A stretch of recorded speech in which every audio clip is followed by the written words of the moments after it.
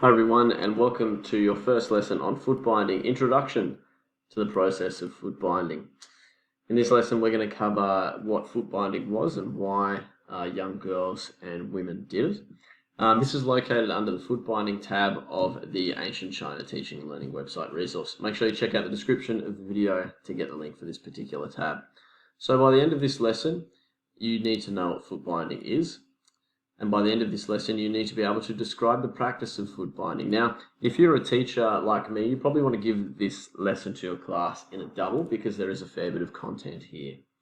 In lesson one, there's not too many activities to complete, but there is a bit of content, but it's the opposite in lesson two, where there is a lot of activities to complete and less content.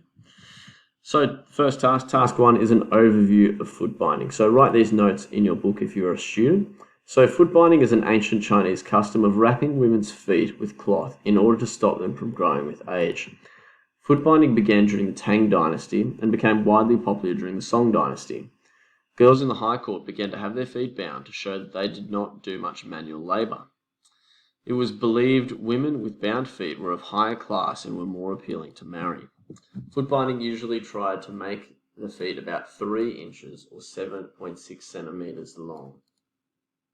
It's a very cruel and very inhumane practice, and it is important that we learn about it as historians. The process of foot binding. So girls would have their feet wrapped tightly in linen every day. This was so that their feet would grow into a certain shape and their size would be reduced. You can watch this video here. It's not too gory, but still does show some real emotion and the real impact of foot binding and the toll it took on these young girls.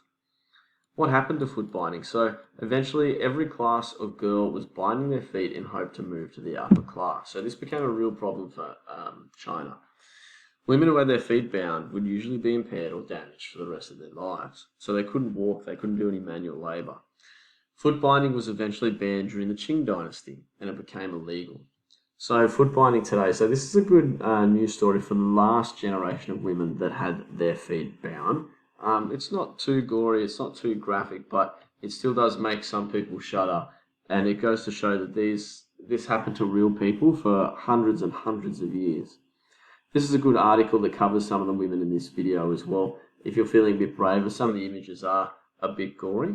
But again, these are the last generation of women to have their feet bound in China, and they share their story. So they're particularly insightful into this issue.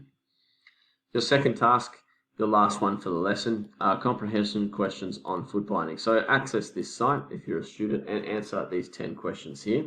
These 10 questions are all relative to the information, the videos and resources you've encountered so far in this lesson. So pretty easy, pretty straightforward. So what dynasty began foot binding? Again, you can find the answer in these notes here and you can find the other answers in the videos. If you're a teacher, you can click on this link here to access a Kahoot you can play with your class to practice some of the knowledge in lesson 1 on foot binding. It is important, question 10 here, why is it important that you learn about foot binding and why am I teaching this to you? Why is your teacher telling you about this process? It's really important as historians we don't forget the stories that have happened to people and the stories that need to be told for us as a human race to move forward. So I feel that foot binding is a particular issue that should be covered in the study of ancient China, even though it didn't happen in the Tang Dynasty. It is something we still need to learn about, I feel. So please make sure you go ahead and subscribe to the YouTube channel if you want to stay updated to any new lessons that are made in existing websites like this one or any new websites I make like the Ancient China one. And I'll see you guys for lesson 2, the process of foot binding and source work.